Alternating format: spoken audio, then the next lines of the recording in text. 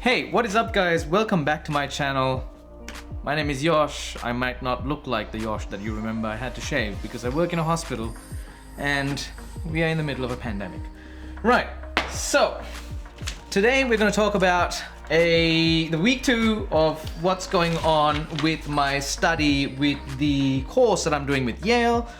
And this week we are looking at daily gratitude and savoring as our rewirement exercises, and I've got a few bits of fun information and a few tests that I can take you through. That really exciting stuff, so stay tuned. Right, let's go. Okay, so week two is all about daily gratitude and savoring. So week 2, the rewirement exercises that we have are to be more grateful for the things that you have already in your life, and also to savor the things, the small moments, the little things. You know, you're enjoying a cup of coffee, savor it. Like you turn off your phone, or sort of ignore your phone, ignore everything else, just enjoy the cup of coffee that you have right now in your hands, that sort of thing. So if you have something in your life that you want to keep and you are thankful for it, you savor it, right? So these 2 challenges help you do 2 very specific things, and that is to rewire your brain in a way that you start to see the things that you already have, as opposed to what you're always seeking. I want that. Instead of going, I have this, and I enjoy this, and I love this, etc., etc. So this week's daily gratitude journal looks a little bit like this. I don't know whether you guys can see it or not, but you know, a few days I went from the 6th to the 7th quite happy with like the things that I was grateful for, but then my girlfriend went through a little bit of a troubled patch. So when I was helping her through that, even I was finding it very hard to feel grateful because I just felt helpless and, you know, no way to help. So I wasn't very good at the end of the week, as you can see. But savoring was a little bit better, because savoring is something that you can do by yourself, and it only takes, you know, one thing for you to savor. Like for me, it was mainly my cup of coffee, but there were a few days where I enjoyed just a little bit of sunshine. I savored the fact that I was at work. Funny as that sounds, but it was quite nice to be able to sort of savor what you have, and instead of feeling down and out about the stuff that you don't have, it was good. Now, these rewirement exercises come from, guess what? Science, right? So I'm gonna run you through quick points that I took down while I was studying these lectures, right? And then I'm gonna talk to you about that stuff. And here's how it goes, right? So with this study, a lot of the stuff that you think are the stuff that makes you happy. Like if I were to ask you one question and be like, what do you need right now to be happy, right? If you take a moment to write that down or answer that question or comment down below what you feel, and I reveal to you some of this stuff, it's really weird. Like it's completely counterintuitive, right? So research has been done. There's all sorts of, you know, papers that have been done. Gilbert et al. So Gilbert et al. Did something where they asked students if they're gonna sit an exam and what their expectation of the grade that they would get was, and what their actual grade was, and just compare the 2 in a statistical sense. So with that Gilbert et al. Study, they found that the overall happiness did not drop as much as they thought because of the data. Like the students thought that if they get the highest grade that they could get, if they assume that they would get a, you know, out of 10, if they assume that they would get a 9 if they got the highest grade, and if they said that they would feel like a 3 if they got the lowest grade, and then if they got the grade that they expected, they would be like a 6 or a 7 or something like that. You know, they said that, but in actuality, the results look more like 6.5, 6.4, 6.3. So overall happiness didn't change as much as they thought, just because you didn't get what you wanted. That's number 1. And what if I asked you, would you be happier if you had a better job, like a better job that pays more money? That asks the question, does money matter for happiness, right? So that's exactly the kind of research that Ed Diener did with the World Value Survey. And if you know anything about statistics, like there are graphs what we call correlation graphs. So when you plot those graphs, there's a lot of dots and clusters that fall along the x-axis and y-axis. I can actually draw one out for you. And if you look at this, right, you can kind of tell that there's an uptrend and that there's a relative line that most dots sort of come towards. This is called a correlation graph. So you put points on the graph, and things that are closer together have a relative correlation to each other. So this, I don't know, from the look of this graph, I'm not 100%, but this looks like about a 0.6 or a 0.7 confidence correlation, right? So 0.6, I would say, right? Because the dots are relatively in the same spot. You can see that there's a lot more down the middle and there are a few outliers here and there, right? So if you were to take that information, right, if you were to draw a correlation graph, and that's exactly what Diener did with his value survey, World Value Survey, they asked, does money matter for happiness? And the actual correlation, now you would think that money matters, so the correlation graph would be closer to 1, which means that it's very tightly grouped and it has definite correlation. Give me a guess, or type down in the comments below what your guess is for the correlation for money towards happiness. The results, drum roll please, the correlation is 0.1, which means that the dots are all over the graph. There is a suggestion of correlation, but not really. But that doesn't reveal the whole story, right? Because we have to also ask, at what point does money make a difference? Because we all know that money is required. We need money to exist. So at what point does it really matter? Like, at what monetary value does money actually make a difference? So that's exactly what Danny Kahneman and Angus Deaton, if you don't know those names, we have something very wrong with our society. I only got to know these names through this course. Something's very wrong with our society and our media. Danny Kahneman and Angus Deaton are the Nobel Prize winners for economics, for finding out the relationship of economic, emotional well-being versus the amount of money that they bring into themselves, into the household. So they found that emotional well-being increases up to a limited cap of $75,000 US in earnings, and beyond that, it levels out, and there's no demonstrable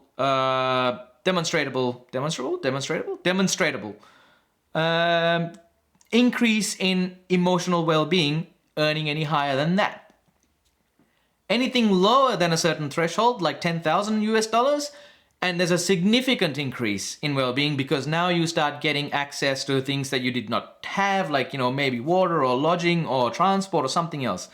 This is even more true for developing nations as opposed to developed nations. In developed nations, you already have clean running water, you have safety, you have security, you have a place to live, you have some of the basic amenities like electricity and internet and stuff like that. But in developing nations, you start to see that as you draw the graph for money, it starts to significantly increase, and then after they come to a certain point, it again starts to level out. Because more money in a developing nation gives you access to more valuable base level human requirements and human needs, right? So that's how that works. If you're in a developed nation, Australia, Europe, UK, US, whatever, that money doesn't necessarily bring you happiness beyond a certain limit. So if you say $75,000, that's the upper limit. So I would even hazard saying if you earn something around the $50,000 US mark, you are pretty good. You have any more and it does nothing for your emotional well-being, right? Some people might be like, okay, what about awesome stuff? Like we all just go through scrolling Facebook and you see that one advert and you're like, oh man, I totally want that fidget spinner. Wait, did I have a fidget spinner? I'm pretty sure I had one. Damn it, I've fallen for it. Bugger. Anyway, I'd like to have thought that I'm not an impulse buyer, but I guess I'm human too. I will change that. I do have a fidget spinner. It's here somewhere.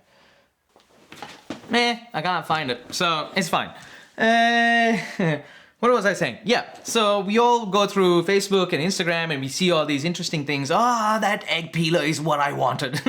or whatever, right? Like, oh man, I totally wanted that scissor with like 14 blades that cuts chives in like one go. Like, far out. What the, like, just chop it, okay? Yeah, cool stuff and awesome stuff. I need that yo-yo that lights up. Anyway, I don't know, give me some examples of what cool stuff you've seen on the internet down below in the comments. Like, I don't know, just get involved with the conversation, all right? So, will awesome stuff make us happier? Again, you'll be surprised to know that awesome stuff does not make us happier. In fact, according to Nickerson et al., which is another study done in 2003, of 12,000 students who had materialistic tendencies, and they watched them over 20 years. So this is a significant survey. They took the survey when they were students in 1976, and then after 20 years, in 2003, I'm gonna say 2003. Does that make sense? No. They watched it for They watched it until 2003, right? They watched it until 2003, and the results that they found was that the people who showed materialistic tendencies, like especially the students who showed materialistic tendencies, had a drop in life satisfaction compared to their non-materialistic counterparts. And on top of that, they also had more DSM-confirmed mental health disorders. Like, if you seek stuff, if you have materialistic tendencies, drop it like a bad habit right now. Like, it's not worth it. It's clearly not worth it. I don't know what else to say. I don't know if empirical evidence talks to you as much as it does to me, but empirical evidence talks to me in leaps and bounds. If you're seeking all sorts of cars and money and houses and yachts and stuff like that, just stop. It's actually not only just gonna make you sadder, but it's also gonna give you like depression and anxiety and whatever else you want from the buffet that is mental health disorders these days. So, there you go. Some others might argue that, hey man, what about true love? True love can definitely make you happier, right? You know, the happily ever after, put a ring on it, you know, Beyonce, blah, blah, blah. All that stuff, like the throw the bouquet and, you know, I do and all that shit. I've done it. I've done it before and finished that off as well. I've gone through the divorce component too. So it's all just fun and games. But that's not empirical enough for me, so here it is. Lucas et al. 2003 study, 25,000 people across 15 years. They asked them, people who were getting married or people who were just about to get married or in like big, like serious relationships, and they watched them across multiple years and they followed them around.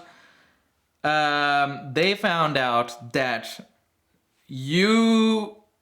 the married people were just as happy as their single counterparts, but however, married people were happier for the first 2 years of the relationship. So there's this honeymoon effect that's happening, and after that 2 years, the graph levels out and it comes back to baseline. So then those married people were the same, just as happy as their single counterparts. So even true love is not gonna get you anywhere. What about having the perfect face and the perfect body? Like, I miss my beard when we're talking about perfect face, because I hate myself. No, I don't. I know why I did it. So, perfect face and bodies. A lot of people, you know, go around doing cosmetic surgeries and stuff like that. Empirical evidence. Jackson et al. 2014. Not cosmetic surgery, but, you know, not just cosmetic surgery, cosmetic surgery plus, you know, losing weight, getting fitter, having that beach bod, etc. Jackson et al. 2014 looked at 2,000 obese people across 4 years. They were put into a weight loss program, and what they found out is that, in general, having to be put into a weight loss program itself made people unhappy. They made them sad, all right? Understandable. Like, hey man, you fat, just go get onto a weight loss program, dude. Like, stop eating them chicken wings. What's wrong with you? That makes people sad. It makes me sad to say that even. Anyway, being in this sort of weight loss program makes you sad, number one. Number two, if you lose a lot during the process of being inside that weight loss program and then once you leave it, they found out that it in fact makes you even unhappier because chances are you won't keep it up. Chances are you might not address what's making you obese. Like some people have hormonal issues and they go back to their standard weight, which was completely unhealthy, and they get even sadder. But the people who did not lose weight or gained more weight during that time in that study, they stayed relatively the same, except for the fact that they were still in a weight loss program and they were sad about that. People who had cosmetic surgery, like, a boob job, a nose job, whatever it is, Van Soest et al., 2011, 1,597 participants across 13 years. Before getting cosmetic surgery, they were sad to begin with, which kind of explains why they would try and go and change how they look like, change, my nose is bloody crooked. I wish it was, straighter or whatever. Oh, my boobs are uneven. Like, damn it, what's wrong with you, left, you bastard? Whatever. Yeah. They're already starting with a baseline that they are not good enough and they're not happy. So after that they got the cosmetic surgery done, they found out that sadness becomes even worse, like exponentially worse. It's not even just like the baseline. This was already sad, and their graphs almost 1.3 times itself, like almost doubled itself in terms of unhappiness after they did cosmetic surgery. Perfect grades were the same thing. Levine et al., 2012, perfect grades. They found out that even that does nothing for you. Like whatever you believe you would feel if you get something as opposed to something else, like the best as opposed to the worst, your baseline barely changes anywhere from 6.5. Like your 6.5 is the highest if you get the best grade that you weren't expecting. Grade that you were expecting would be 6.4. The grade that you did not expect, and it was lower, it would be about 6.3. Your mood does not change as much as you think it does. So that raises the question, why aren't these things making us happy? Like, you'd think that having the perfect job and having that beautiful wife or partner and having that Ferrari or Porsche or, owning that 200-foot yacht and building a business empire or whatever the heck you want to achieve, right? Like, if those are not the things we should be aspiring for, then that's the stuff we think will make us happy. Why the frick does none of this make us happy? Well, someone did exactly that. So a very intelligent lady called Sonja Lyubomirsky. I'm very sorry, Sonja, Professor Sonja. She did this research where she actually delved into trying to figure out whether your genetics had any part to play. You feel like, none of these statistics apply to me. These, I don't feel like that, but I'm still sad, blah, blah, blah. No.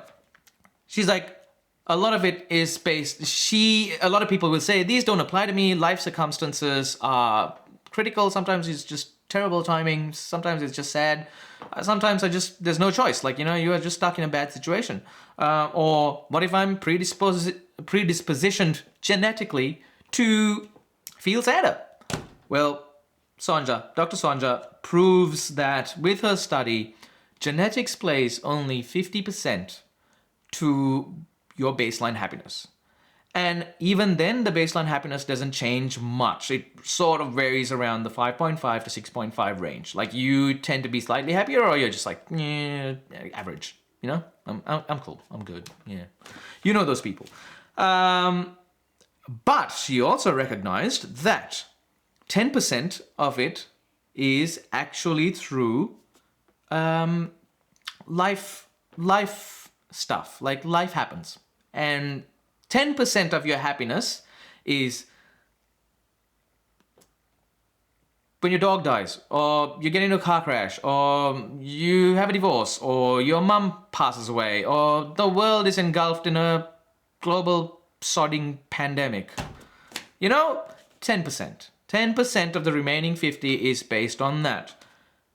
The remaining 40% is purely your actions and your thoughts. How you act and how you think dictate how you're gonna feel, because your baseline happiness is set with your genetics, 40% beyond that. So you could always be at 90% based on what you think and how you act. So this proves the fact that our intentional effort and our intentional and effortful purposes actually increase our happiness as opposed to any of the other stuff that we believed, right? And if this does not sound convincing to you, I'm gonna show you why your brain thinks that earning money and getting the best job and having the hottest chick and, a chick/dude, whatever, becoming a celebrity, like I want paparazzis everywhere, don't take him, just take him. You think that that's the life that you want, that's the one that'll make you happy. I want to earn 250K a year, I want to win the lottery. Like all these things, they seem like they would make you happy because of an annoying feature of the mind. And we are going to talk about annoying feature of the mind number 1. I'm going to do a thought experiment with you. I'm going to say this very slowly and I'm going to read out the problem for you, okay? And then I want you to tell me the answers down below in the comments, right? A bat and a ball costs $1.10. The bat costs $1 more than the ball. How much does the ball cost?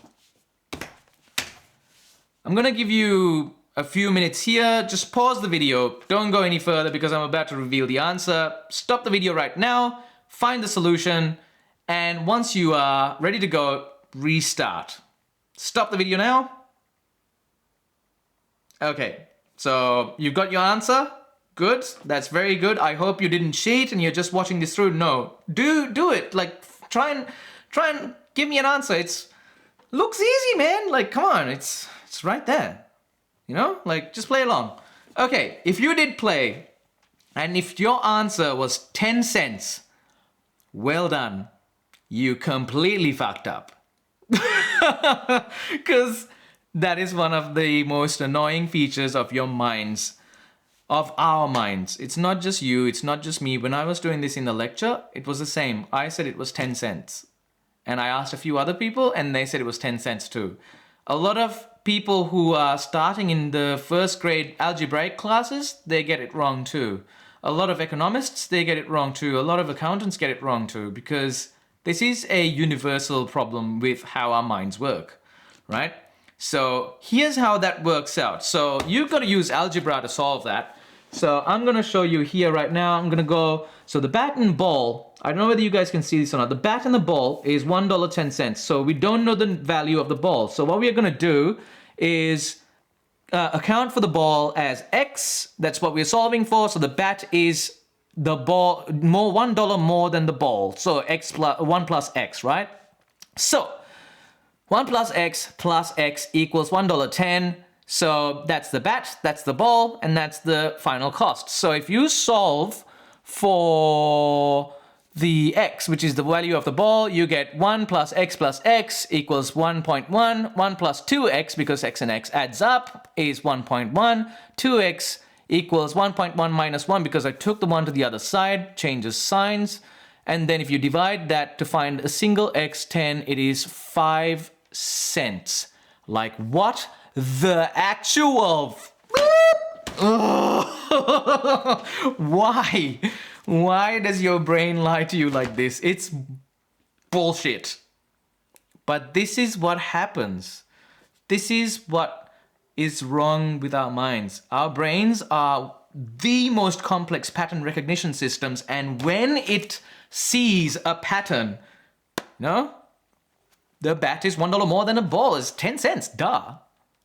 No, mathematically it's wrong, right? Because your brain literally sees the pattern and solves it. The answer is so obvious. You think that your intuitions are correct and they are worth it, but I've got news for you. Your intuitions are often wrong. Not just any intuitions, your strongest intuitions. Like, how does that work? That's exactly what it is, though. Your brain sees a pattern and it gives you a very strong incentive and an intuition that that's the way to go, that's the way to do. You know, earning money will make you happy, but they are complete fallacies. And this leads back to our G.I. Joe fallacy, which is that if you believe that, if you believe that knowing is half the problem, then it doesn't help, right? You need to know that this is a thing and you need to actively fight against it, which is why savoring and being thankful, daily gratitude, savoring, thankfulness, are the actual exercises that you must do for your brain to truly understand that there are some components of your mind and the way that you think and the way that you're geared, not by anyone else's fault, not by any fault. It's just how your mind is designed to perceive the world. It's messed up. So fight against it and seek happiness, because that's what you deserve. And I hope you guys will join me for the next video, because week 3 is looking super interesting. Random acts of kindness. Let me just pull this up. Random acts of kindness and social connections. So that will be next week. Those are my rewirement challenges. I've got a lot of studying to do for week 3, so I will get on top of that. I hope you guys are still keeping safe. I hope you guys are still maintaining your social distances and all of that fun stuff during this pandemic. We can't afford to let those things go. The world will not be the same, but with the stuff I'm giving you and the tools that I'm sort of sharing with you through this course, I hope that you will be a little bit happier because of all the things that you already have. Be thankful. I'm thankful for a lot of things. And I'm thankful for you guys for coming to watch these videos, supporting me, staying true to me, staying true to just, whatever, just learning. All of that fun stuff. Thanks again for watching. But before I go, a very special message in my very bad Sinhalese. Ayubowan ඔක්කොලාම බොහොම ස්තුතියි මේ channel එකට ආවට. අද අලුත් අවුරුද්දේ මම ඔයගොල්ලන්ට කියන්න තියෙන්නේ ඔබගේ අලුත් අවුරුද්ද කිරියෙන් පැණියෙන් ඉතිරි ඒවා. ඔබ නිදුක් වෙත්වා, නිරෝගී වෙත්වා, සුවපත් වෙත්වා. ඔබයි ඔබේ පවුලයි සතුටින් සාමයෙන් ජීවත් වෙන්න මේ අලුත් අවුරුද්ද ලැබේවා කියලා පතනවා. සුබ අලුත් අවුරුද්දක් වේවා. I just wish you guys a very happy Sinhala and Tamil New Year in Sinhalese, and I wish that all of you have a prosperous and wondrous new year, and I hope that your family is safe and sound and free of stress and burden, and I hope that you are all healthy and well into this next coming fantastic year. We're gonna have a good one. It's gonna happen. This will pass and we will be fine. It'll be a different kind of fine, but we are gonna be great. So thanks again for watching. I'll catch you guys in the next video. My name was Yosh. Let's learn some more later on, alright? See you later.